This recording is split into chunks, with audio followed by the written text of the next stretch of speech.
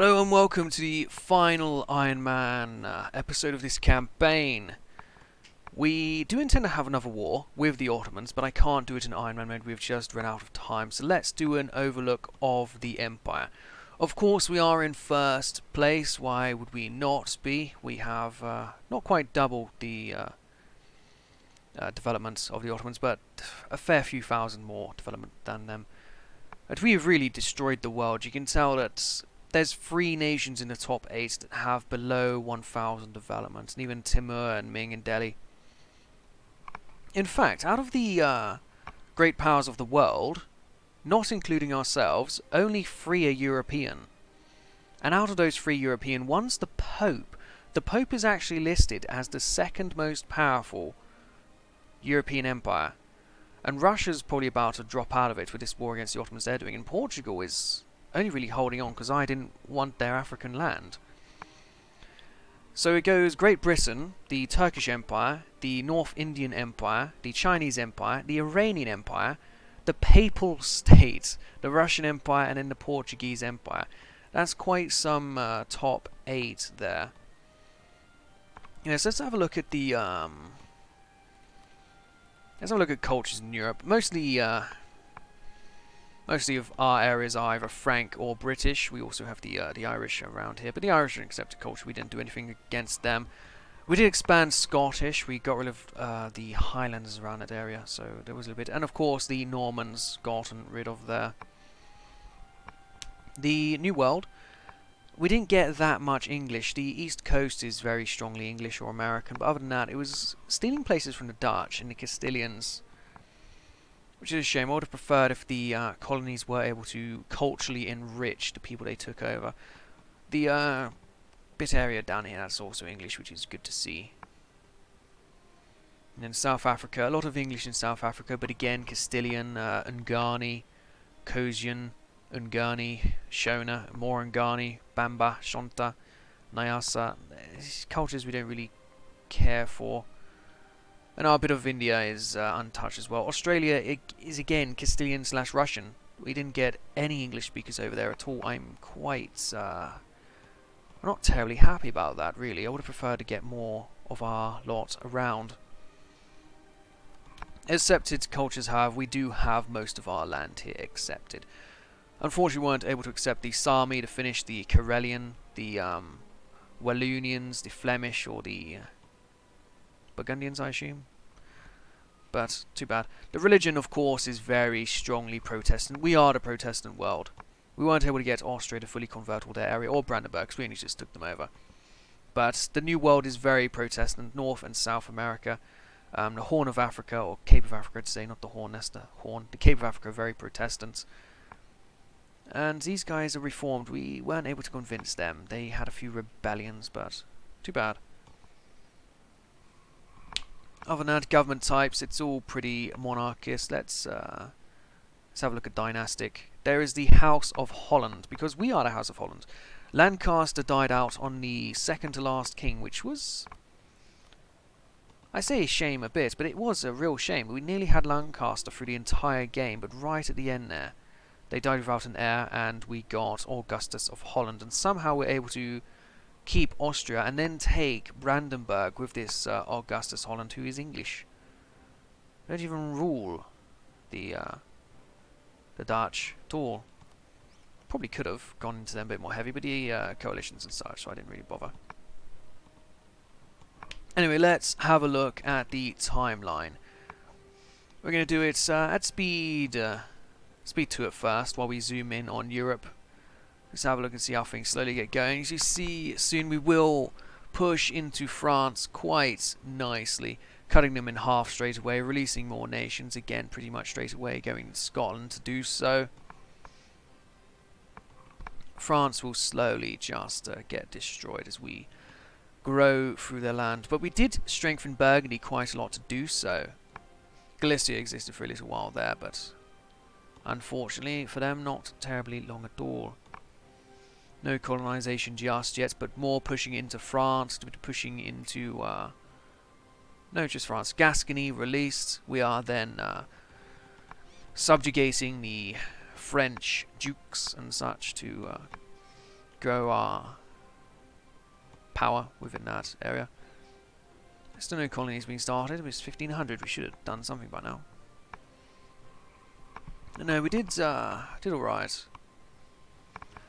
Donegal doing very well in Ireland there, and in England, of course, taking over all of Great Britain, which doesn't last terribly long. We do suffer some setbacks after taking a lot of land here in France. A coalition led by Gelre, I believe, does force us to release Northern Ireland and the Highlands, which wasn't very nice. See, it just happened right there in 1530. But France now is utterly defeated. And Portugal is starting to colonize in the Caribbean. We, however, don't get set back for terribly long. We go straight back into taking over France, and then into the Highlands we go. Took me a bit of a while to get back into the Highlands. I tried to vassalize them, and then we were forced to release the vassalization in another coalition war. So we took over Ireland before we even had the Geldom up in the Highlands. But then we do get it all back. We unify Great Britain, which should happen any time now. There we go. Great Britain with Ireland, Great Britain, and France was a very good thing. And we also start to move into Newfoundland in Canada from there. The land now entirely unified here. And this is when we start falling out of Burgundy. We start pushing them back. And also we go into Norway, so I'll be allies with the Netherlands at this point. Which means we get Iceland, and we start really going heavily into colonizing in a new world here. Forming Lancaster with Hertfordshire there. And we start going into America, the east coast of America, which... We did very well at taking the coast. We didn't do very well at taking the inside. The Spanish just come up from the south to beat us all to it. I should have been fighting them back a lot earlier to stop them from spreading their disgusting culture, but... Oh well, we managed to take the land later on. The Octavianan nation didn't struggle too much with the Spanish-speaking population. And then again we went down into Sweden there with this extra annexation of the Danish Empire. We see the coast. We did really take it quite fast, but letting the Dutch in over here was a big mistake.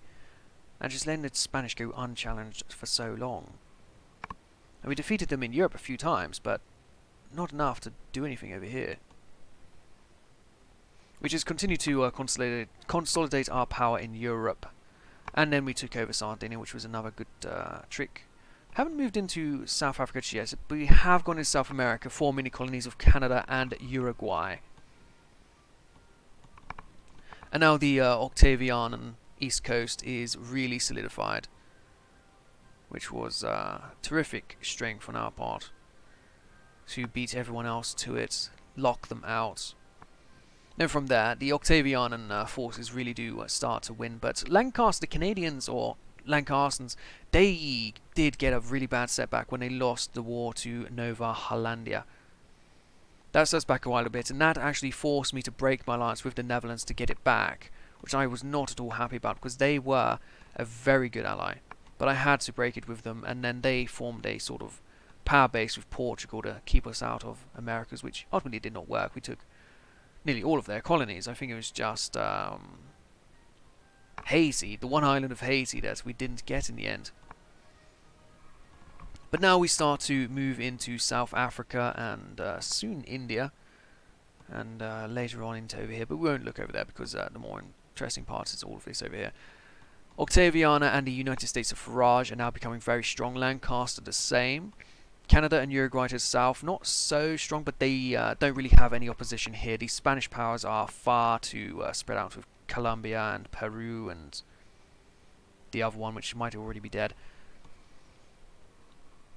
We now have Sicily and Somalia, but Somalia does not last forever. We also get a foothold in India, which I do expand upon. Actually, let's just take a second to zoom in around here and check out these other areas. So we do not have anything in Australia just yet, but we do have all of these islands in the Mediterranean, as well as pushing a bit more into eastern France. Scandinavia is very much under our control at this point, but we weren't able to hold on to Gironde for very long when we did take it. Excellent. Let's continue to watch this empire grow. It's getting right towards the end now, so this is when you'll start to see me rush. Right around now, you start to see big chunks in the New World just fall under our red flag. Like then, we just took a load of it there, a load of it over here.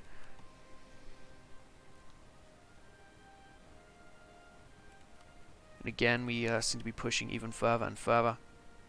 Into India now, we have a big foothold, and we do have a bit of Australia, but not all of it, of course.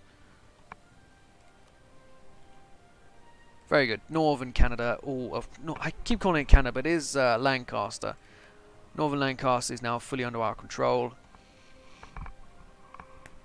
Most of South America and Central America now is just really getting steamrolled. And around here we take over Austria.